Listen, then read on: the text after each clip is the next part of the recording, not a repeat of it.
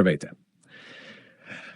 Днес ще ви представя една от най-интересните книги в сферата на личностното развитие и духовността "Свръхестественият човек. Как обикновените хора правят необикновеното" от Джо Диспенза. В нея авторът съчетава наука и духовност, за да покаже как можем да използваме силата на мислите си за лична трансформация. Книгата съдържа много реални примери, които доказват, че всеки от нас може да постигне невероятни резултати, променяйки начина си на мислене и възприятията си за света. 1. Как мислите и емоциите влияят на тялото? Първата основна идея в книгата е, че нашите мисли и емоции оказват пряко влияние върху физическото ни тяло. Когато имаме определени мисли, мозъкът ни произвежда химикали, които формират нашето емоционално състояние и физиология. Например, когато сме под стрес, мозъкът отделя кортизол и адреналин, които поддържат тялото в състояние на тревога. Ако живеем в хроничен стрес, това може да доведе до болести. Пример. В книгата се разказва историята на пациентка с множествена склероза. Лекарите й казали, че няма лечение, но тя започнала да практикува медитациите на Диспенза и да променя мислите си. Вместо да се фокусира върху болестта, тя започнала да се вижда като здрава и силна. Постепенно симптомите намалели и тя възстановила голяма част от здравето си. 2. Програмиране на ума за промяна. Медитация и съзнателно мислене. Медитацията е основният инструмент, който Диспенза препоръчва за личностна трансформация. Чрез нея можем да прекъснем цикъла на негативните мисли и емоции и да започнем да създаваме нови мисловни модели. В състояние на алфа мозъчни вълни, което се постига чрез медитация, ние можем да променим подсъзнателните програми, които ни държат в миналото. Пример. Диспенза споделя историята на мъж на име Том, който страда от депресия и социална тревожност. След като започнал да медитира, той се научил да наблюдава мислите си и да не им позволява да го контролират. Представил си себе си като успешен и уверен човек и в крайна сметка преодолял тревожността си и започнал да води активен социален живот. 3. Квантовото поле – източник на безкрайни възможности. Диспенза въвежда концепцията за квантовото поле – невидимо поле от енергия, което съдържа всички потенциални бъдещи възможности. Ние можем да влезем в контакт с това поле чрез мислите и емоциите си.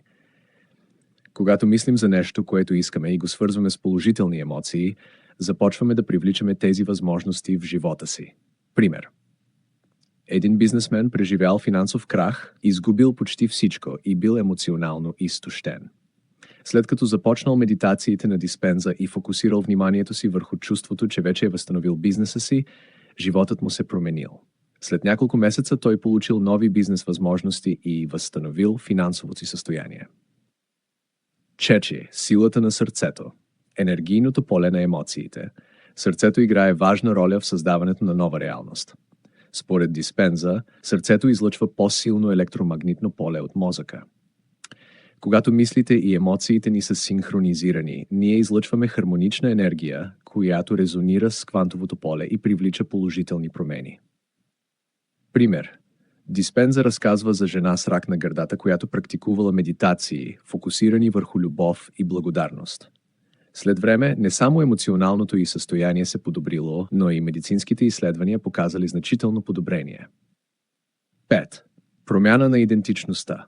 Създаване на ново аз. За да създадем ново бъдеще, трябва да започнем да действаме и мислим като човек, който вече живее в това бъдеще. Това означава да си представяме как бихме се чувствали и какви действия бихме предприели, ако вече сме постигнали целите си. Пример. Джейн, която била неудовлетворена от работата и личния си живот, започнала да медитира и да си представя себе си като успешна жена с баланс между кариерата и личните отношения. След няколко месеца получила повишение и започнала нова връзка. Това доказва, че когато се държим като човека, който искаме да бъдем, започваме да привличаме тези преживявания. 6. Заключение и практически съвети.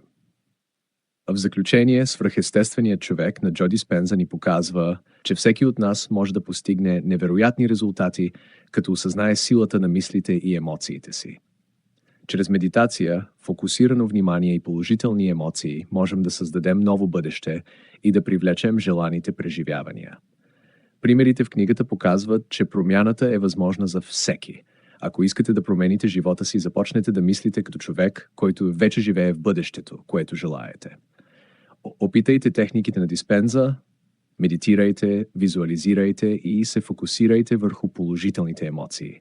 Може би скоро и вие ще станете свръхестественият човек. Аутро. Ако ви беше интересно това видео, не забравяйте да харесате, да се абонирате и да споделите с приятелите си. Споделете в коментарите какво мислите за тази книга и как използвате техниките на Джо Диспенза във вашето ежедневие. Благодаря, че гледахте и до следващия път.